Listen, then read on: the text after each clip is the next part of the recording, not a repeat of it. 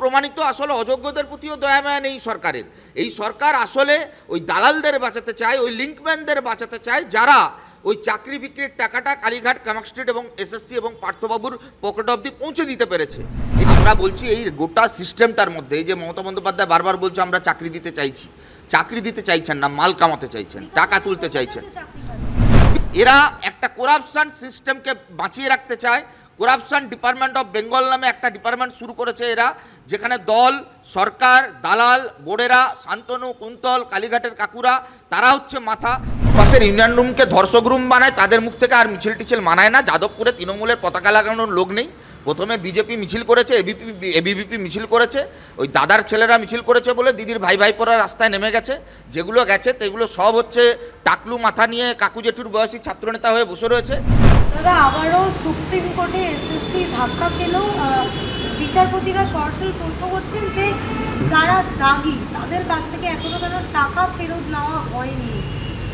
না, এটা তো আমরা অনেক আগে থেকে বলছি যে যারা অযোগ্য হিসেবে চিহ্নিত হলেন তারা তো অপরাধী নয়, তাদেরকে তো বাধ্য করা হয়েছে। 11 সালের পর এই রাজ্যে এমন একটা পরিস্থিতি তৈরি করা হয়েছিল যে যোগ্যতার ভিত্তিতে স্বচ্ছভাবে নিয়োগ সম্ভব নয়। তার ফলে বহু চাকরি প্রার্থী তারা বাধ্য হয়েছেন তৃণমূলের এই ট্র্যাপে পা দিতে। যাদের সহায় সম্বলহীন, যাদের এক মুঠো হয়তো অন্য সংস্থানের জন্য জমি ছিল, তারা জমি বিক্রি করে টাকা দিয়েছে। এতদিন তো আমরা প্রশ্ন করেছিলাম যে এই 1806 জনের তালিকা বেরোলো, 1806 জন তো হাওয়াতে এসএসসি অফিসে পার্থকে পকেটে টাকা গুঁজে দিয়ে যায়নি। পাড়ায় পাড়ায় তো তৃণমূলের ছোটো বড়ো মাঝারি নেতারা টাকার ব্যাগ নিয়ে ঘুরছিল। যারা এই চাকরিগুলোকে বিক্রি করে টাকা রোজগার করে তার একটা পার্সেন্টেজ কালীঘাট, কামাক স্ট্রিট, পার্থবাবুকে পাঠিয়ে দিয়ে নিজেদের ব্যাংক ব্যালেন্স বাড়িয়েছে, 3তলা 4তলা বাড়ি করেছে। তাহলে এই দালালদের কবে গ্রেপ্তার করা হবে, কবে ব্যবস্থা নেওয়া হবে? অদ্ভুতভাবে এ রাজ্যের সরকার, নির্বাচিত সরকার, তারা দালালদের বিরুদ্ধে নীরব, তারা যোগ্যদের ক্ষেত্রে নীরব, তারা অযোগ্য চাকরি প্রার্থীদের বাঁচানোর জন্য একদম সরব। এখানেই প্রমাণিত আসলে অযোগ্যদের প্রতিও দয়া মায়া নেই সরকারের। এই সরকার আসলে ওই দালালদের বাঁচাতে চায়, ওই লিঙ্কম্যানদের বাঁচাতে চায়, যারা ওই চাকরি বিক্রির টাকাটা কালীঘাট, কামাক স্ট্রিট এবং এসএসসি এবং পার্থবাবুর পকেট অবধি পৌঁছে দিতে পেরেছে। একমাত্র অপরাধী তো পার্থবাবু নয়, একটা পুরো সিস্টেম তৈরি করেছিল তৃণমূল। শুধুমাত্র চাকরি বিক্রি নয়, রাজনৈতিক দলবদলের ক্ষেত্রেও এই চাকরি বিক্রিকে হাতিয়ার করা হয়েছিল। পরেশ অধিকারী দলবদল করে তৃণমূলে যোগদান করবার পর তার মেয়ে এসএসসিতে চাকরিটা পেয়েছিল।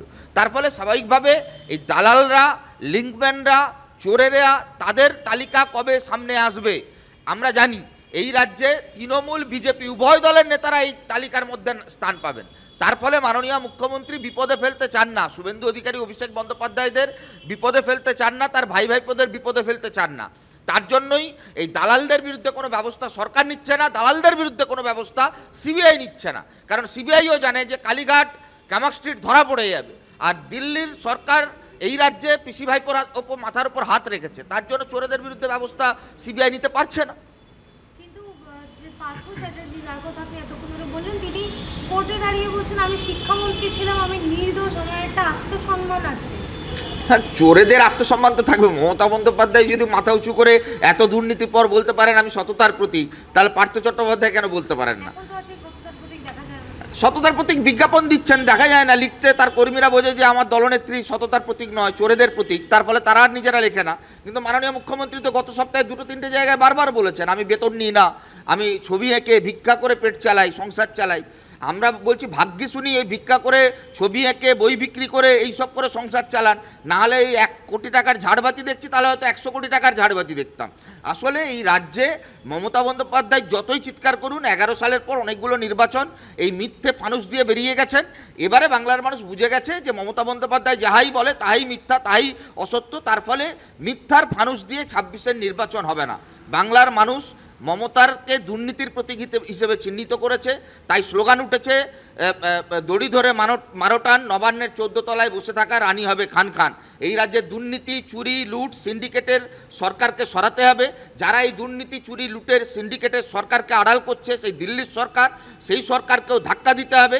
তাই আমরা বিকল্প ডাক দিয়েছি, বিকল্প শক্তি হিসেবে এই রাজ্যের মানুষের কাছে একটা আহ্বান জানিয়েছি যে তৃণমূলকে পরাস্ত করো, বিজেপিকে তাড়াও। এই দুটো দল যতদিন থাকবে এই রাজ্যে অযোগ্যদের দাপাদাপি বাড়বে, সমাজবিরোধীদের দাপাদাপি বাড়বে। দেখছেন না কলকাতা শহরে দিনে দুপুরে মাঝরাত্রে কীভাবে সমাজ বিরোধীদের দৌরাত্ম্য বাড়ছে, অপরাধীরা সমাজ বিরোধীরা মেট্রো স্টেশনে খুন হচ্ছে, ঘরের ভেতর ঢুকে গুলি হয়ে যাচ্ছে, প্রকাশ্য দিবালোকে গুলির ফোয়ারা উঠছে, বোমা বন্দুকের রাজনীতি হচ্ছে, বিজয় উল্লাসে বাচ্চা মেয়ের জীবন চলে যাচ্ছে। গুলশান কলোনিতে যেভাবে অস্ত্র হাতে রিভলভার হাতে দাপাদাপি করছে তাতে তো বোঝা যাচ্ছে যে এই রাজ্যের মাটিতে মমতা বন্দ্যোপাধ্যায় সরকার যতদিন আছে ততদিন এই রাজ্যের সমাজ বিরোধীরা, অপরাধীরা, লুটেরারা, ধর্ষকেরা তারা উল্লসিত। তারা জানে আমার মাথার ওপর মমতা বন্দ্যোপাধ্যায়ের সরকার আছে। এসএসসিতে একের পর এক মামলা দেখতে পাচ্ছি। প্রথমত যেটা ছিল প্যানেল বাতিল, সেটা বাদ দিয়েও দেখা যাচ্ছে যারা টেন্টেড তারা একবার কোর্টের দ্বারস্থ হচ্ছে, যারা অনেকে আবার কোর্টে গিয়ে বলছে যে আমরা টেন্টেড নয় কিন্তু আমরা পরীক্ষায় বসতে পারিনি।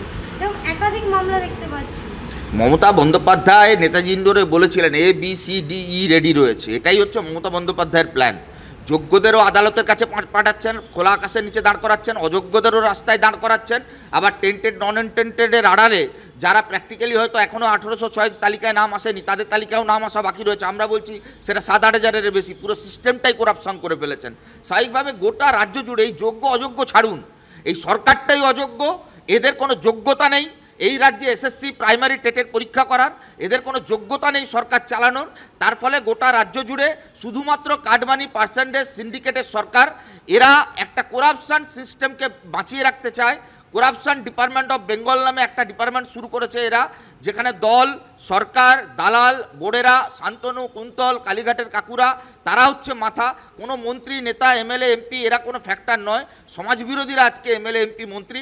বিধানসভায় গুন্ডাগিরি করব, মানুষের ইস্যু নিয়ে রাজনীতি করতে দেবো না। রাস্তায় গোটা রাজ্য জুড়ে পুলিশ দিয়ে পুলিশি শাসন ব্যবস্থা চালু করব, সমাজ বিরোধীদের দাপাদাপি করব, প্রতিবাদী ডাক্তারদের হেনস্থা করব, প্রতিবাদী মানুষদের গ্রেপ্তার করব, মিথ্যা মামলায় ফাঁসাবো। গায়ের জুয়ারি চলছে। শ্রীলঙ্কা, বাংলাদেশ, নেপালের ঘটনা মানুষের সামনে রয়েছে। যেদিন পশ্চিমবাংলার মাটিতে মানুষ পাল্টা দেওয়া শুরু করবে সেদিন মমতা বন্দ্যোপাধ্যায়ের দলের একটা নেতামন্ত্রীদের গায়ের পিঠের চামড়া থাকবে না।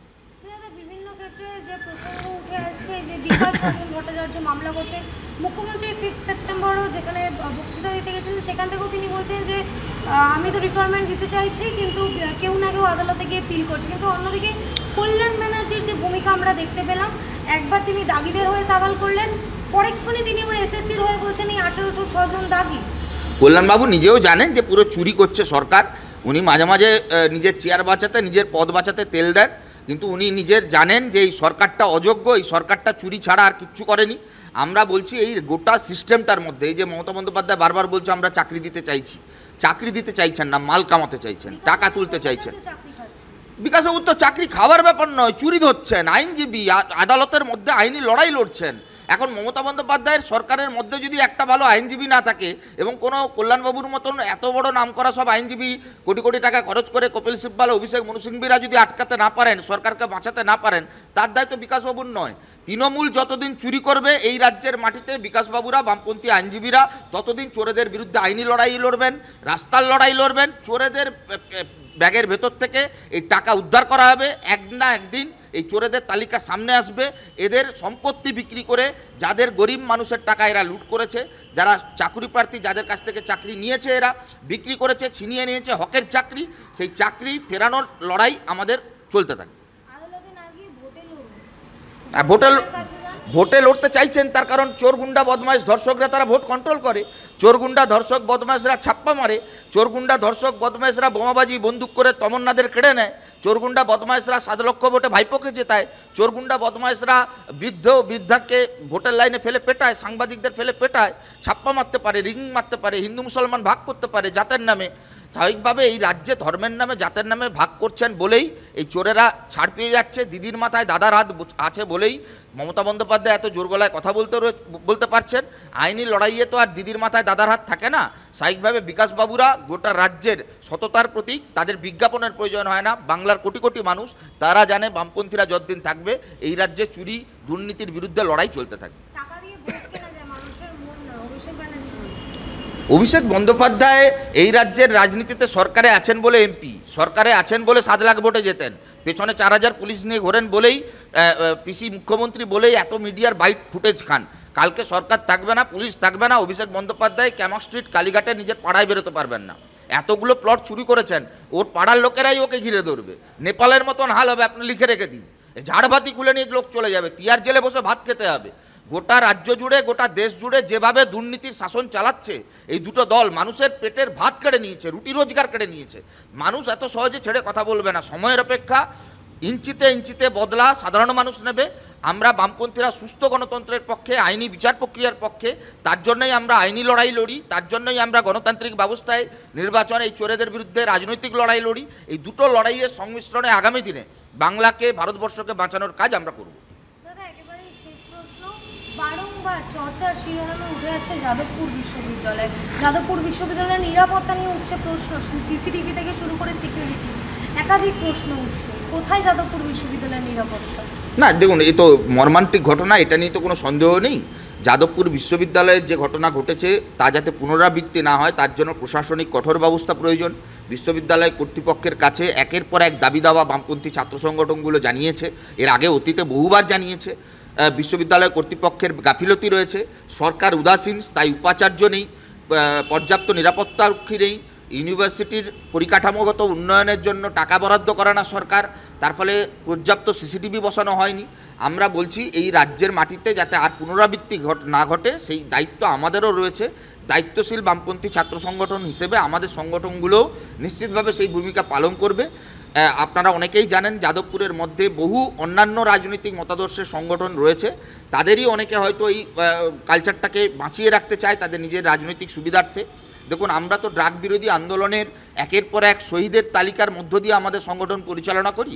আমাদের অবশ্যই দায়িত্ব বর্তায় যাতে আগামী দিনে ক্যাম্পাসের ভেতরে একজনের ছাত্রছাত্রীর যাতে জীবন চলে না যায় তার জন্য দায়িত্বশীল ভূমিকা পালন করবার ক্ষেত্রে কর্তৃপক্ষকে বাধ্য করতে, বিশ্ববিদ্যালয়ের অভ্যন্তরে ছাত্র নিরাপত্তা সুরক্ষিত করতে, বহিরাগতদের প্রবেশ আটকাতে পর্যাপ্ত নজরদারি, পর্যাপ্ত নিরাপত্তা ব্যবস্থা যাতে আরও বেশি করে ব্যয় বরাদ্দ সরকারের কাছ থেকে হয় সেই দাবি আমরা নিশ্চিতভাবে রাখব। তৃণমূল ছাত্র পরিষদ তো একেবারে রাস্তায় নেমে আন্দোলন করলেন কালকে যাদবপুরের ঘটনা। যারা ক্যাম্পাসের ইউনিয়ন রুমকে ধর্ষক রুম বানায় তাদের মুখ থেকে আর মিছিল টিছিল মানায় না। যাদবপুরে তৃণমূলের পতাকা লাগানোর লোক নেই। প্রথমে বিজেপি মিছিল করেছে, এবিভিপি মিছিল করেছে, ওই দাদার ছেলেরা মিছিল করেছে বলে দিদির ভাই ভাইপোরা রাস্তায় নেমে গেছে। যেগুলো গেছে সেগুলো সব হচ্ছে টাকলু মাথা নিয়ে কাকু জেঠুর বয়সী ছাত্রনেতা হয়ে বসে রয়েছে। এদের কারোর কলেজে পড়ার বয়স নেই, এরা কেউ যাদবপুরে কোনোদিন পড়বার চান্সও পায়নি। স্বাভাবিকভাবে যাদবপুর দখল করতে না পারার, যাদবপুরের গেটের সামনে কাটমানি না খাওয়ার যে অতৃপ্ত আশা রয়েছে, ব্যর্থ বেদনা রয়েছে, সেই বেদনা থেকেই যাদবপুরের গেটের বাইরে এবিভিপি তৃণমূল কিছুটা লাফালাফি করে। মর্মান্তিক ঘটনা ঘটেছে, যাদবপুরের ছাত্রছাত্রীরা মর্মাহত, তার জন্য উপযুক্ত আতিথেয়তা ওরা কালকে পায়নি। ভবিষ্যতে যদি যায় তাহলে উপযুক্ত আতিথেয়তা যাদবপুরের ছাত্রছাত্রীরা দেবে। এরা যাদবপুর বিরোধী, এরা উৎকর্ষ শিক্ষার বিরোধী, এরা এই রাজ্যের মেধার বিরোধী।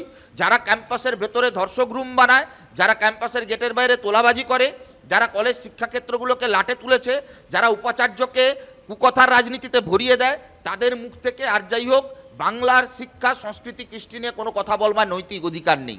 যারা বিদ্যাসাগরের মূর্তি ভাঙে, যারা বিদ্যাসাগরের মূর্তি ছবি পুড়িয়ে দেয়, যারা রবীন্দ্রনাথের প্রতিকৃতি পুড়িয়ে দেয়, আর যাই হোক তারা বাংলার শিক্ষা সংস্কৃতির ধারক বাহক হতে পারে না। আগামী দিনে যাদবপুর সমমহিমায় ফিরে আসবে। ইতিমধ্যেই যাদবপুর গোটা দেশে অন্যতম উৎকর্ষ শিক্ষা প্রতিষ্ঠানে জায়গা লাভ করেছে। মাননীয় মুখ্যমন্ত্রী তাকে শুভেচ্ছা জানিয়েছেন। তৃণমূল নেই ক্যাম্পাসের ভেতরে, বিজেপি নেই, তাই যাদবপুরটা বেঁচে আছে। বাদবাকি না হলে যাদবপুরের ভেতরে যদি তৃণমূল বিজেপি থাকতো তাহলে যাদবপুরে যোগেশচন্দ্র হতো, কসবা ল কলেজ হতো, যাদবপুর তাহলে সুরেন্দ্রনাথ হতো, বঙ্গবাসী হতো, রবীন্দ্রভারতী, বাপ্পাদের মতন অটো ইউনিয়নের নেতারা যাদবপুরের ভেতরে বসে থাকতো। যাদবপুর বাংলার শিক্ষা সংস্কৃতি ছাত্র আন্দোলনের অন্যতম পীঠস্থান, তাকে রক্ষা করতে হবে, সবাইকে মিলে রক্ষা করতে হবে।